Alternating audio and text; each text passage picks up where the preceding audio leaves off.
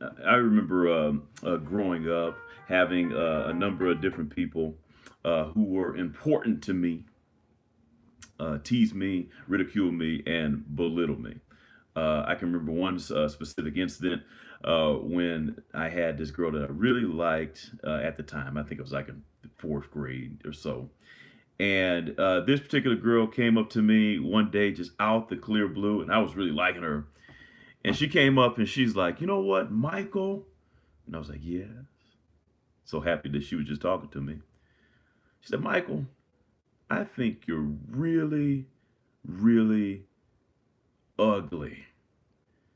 And I just couldn't tell you the amount of shock and pain and hurt that I felt, even though all my friends and stuff was around. So I kind of smiled and tried to play it off. But that really hurt me bad because at that time, I really liked her an awful, or I thought I liked her an awful lot. I really didn't even know her. I just, thought she was cute or whatnot. Well, what I've come to find out is that certain emotions and behaviors trigger certain things in your life. And what that particular thing made me do was it made me begin to try and recreate myself or reinvent myself so that I could fit what I thought her standards were. And in her case, I thought that she liked, people who looked a certain way, so I tried to fit that certain standard. And as silly and trivial as that sounds, we do this sometimes throughout life. I think that we have something that that triggers a pain. And what that pain does is causes us to have a certain behavior in response to that pain. And the behavior in response to that pain is then rewarded with, yes, I like, or something positive. Trigger, behavior, and reward. I want to talk about bad habits and how bad habits are formed and how bad habits can be undone. A bad habit is formed when you get a trigger in your life sometimes. Not all the time, but sometimes. I'm not going to cover everything in a 15 or 14-minute span, but I will cover some of it. A bad habit is formed when something triggers you to look and changes your behavior in attempt to look for a reward. For example, I want to look a certain way because I feel like I'm too skinny. So I'm triggered by the thought of being too skinny. So my behavior then is to go and eat a lot of food. My reward then comes when somebody says, "Wow, you're putting on weight. You're looking good." Or, "Wow, you're looking buff or you're bulking up." Trigger, behavior, and reward. Think about that. Here's another example. "Man, you're really, really not good looking," or "You're really, really not attractive." So if I feel like I'm not attractive, then what I do is I go out to make myself more attractive, which means I put on different clothes, put on a lot of makeup, do things with my hair, wear certain outfits, look a certain way, fit the image that I know is attractive. That's my behavior. Looking for the reward of somebody telling me I'm attractive or telling me that I'm good looking or something to validate what my behavior has been trying to reach. Trigger, behavior, and reward. Think about this and remember this as we get into this passage. Bad habits are made because people seek rewards. It's one of the hardest enigmas to figure out for some people. But yet, when we move deeper and deeper into this century, we're finding that all these things are triggering us to look for a reward. In First Corinthians chapter 6, verse number 12, I'm going to read you from the King James Version. I like it, though, however, from the new NIV, so I'm going to read it from both places. Here's what it says. All things are lawful unto me, but all things are not expedient. Not that. All things are lawful for me, but I will not be brought under the power of any. Here it is in the NIV. Listen to what it says. I have the right to do anything, you say, but not everything is beneficial. I have the right to do anything, but I will not be mastered by anything.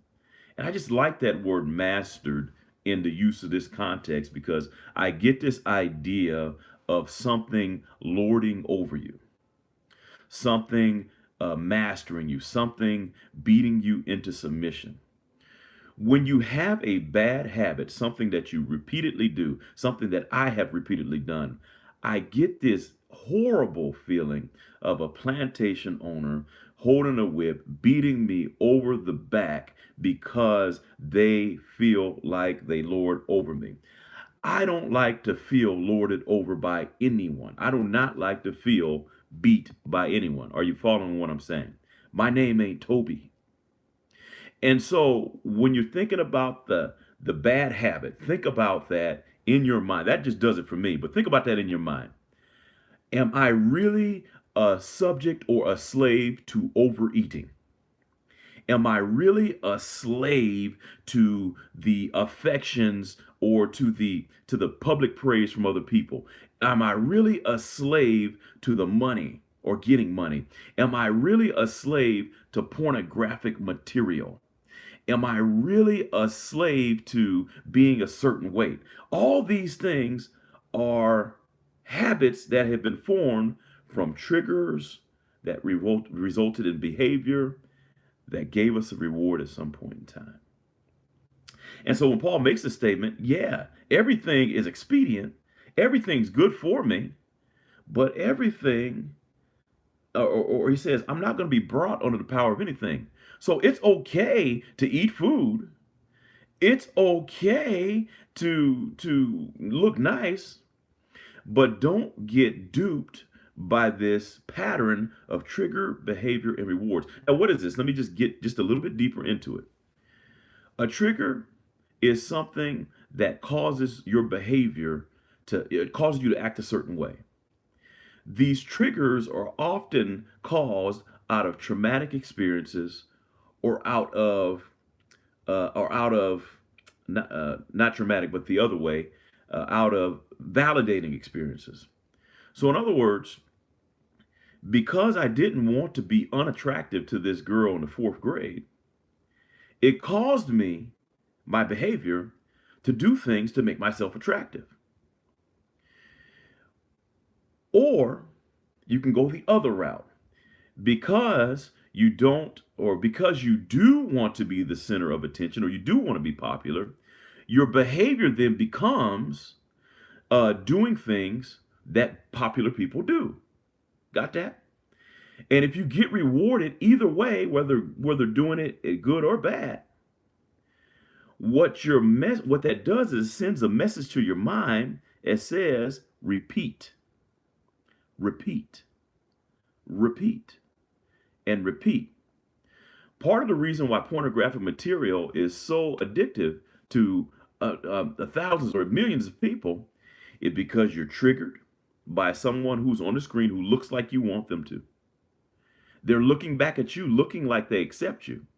The devil is playing on that thing that's been placed in you from years ago. The trigger causes your behavior, which means you want to do things to please that person or be pleased by that person.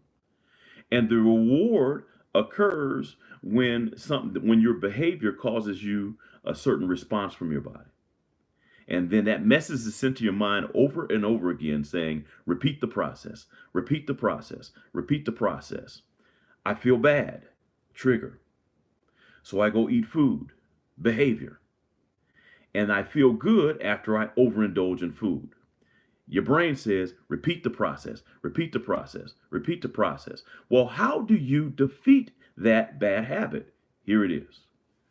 When you take a look at chapter 6, verse number 12, first thing you say to yourself is, I'm not going to have anything lording over me. Then the second thing that you say to yourself, as Paul goes on in this particular passage, when he goes down, he says, verse 13, meat is for the belly, and the belly for meat, but God shall destroy them both. Now the body is not for fornication, but for the Lord, and the Lord for the body. And God hath both raised up the Lord, and will also raise us up by his own power. In other words, acknowledge that there is something greater than you. And moreover, acknowledge that you were not created for this vicious cycle. Are you following what I'm saying? You see, before I was looking for the approval of that girl in the 4th grade, my mother just telling me that I was handsome and good looking was good enough. You follow what I'm saying? So when you acknowledge that you're not created for that particular pattern, you begin to break that bad habit. You weren't born with that habit, but yet you are constantly going on in that bad habit. Are you following what I'm saying? You see that? So when you acknowledge that I wasn't born with this, then that means it's not natural for me. Now, I do understand there are some people who believe that they're born with habits, and I challenge that.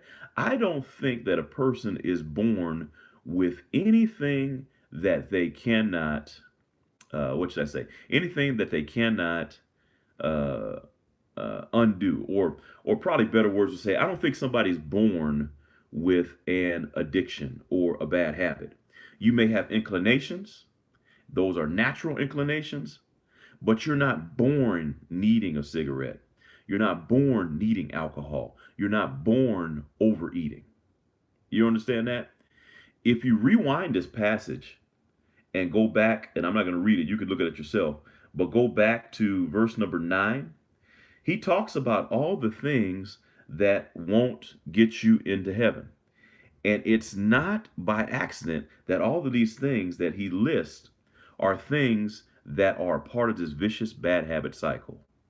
Talks about adultery, talks about abusers, talks about fornication, idolatry.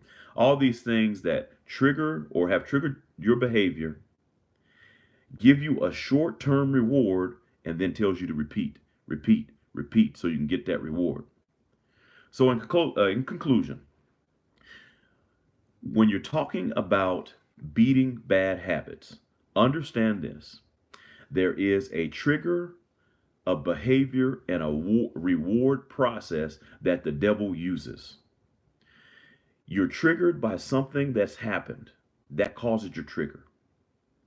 Your behavior is changed to meet a reward because you want to feel good. You want to know what your triggers are so that you don't indulge in that behavior, and henceforth you don't go seeking the short-term temporal reward. Because all those things that I've given you throughout this video and all these things that I've talked about in the devotion, the enemy only offers on a short-term basis. You have to keep going back into this vicious cycle, henceforth the habit, in order to feel good, and it only feels good for a short span of time. What I've attempted to show you is that when you go on through the passage, you'll find is that if you look past your pattern and remember that you weren't once in that pattern, you'll understand that God did not create you for that vicious cycle, and henceforth you don't have to go seeking short-term rewards, because there is a long-term glory or joy after that. When Mama told me she loved me, I believed her, and I was happy about that. I didn't know nothing about the short-term temporal feelings of liking a girl whose name I can't even remember now offhand. I can't even remember it, but I didn't even know anything about that until I got into school. Your life is the same way. We spend so much time in these bad habits seeking short-term rewards when really we're eternal beings just passing through and we shouldn't even be stopped or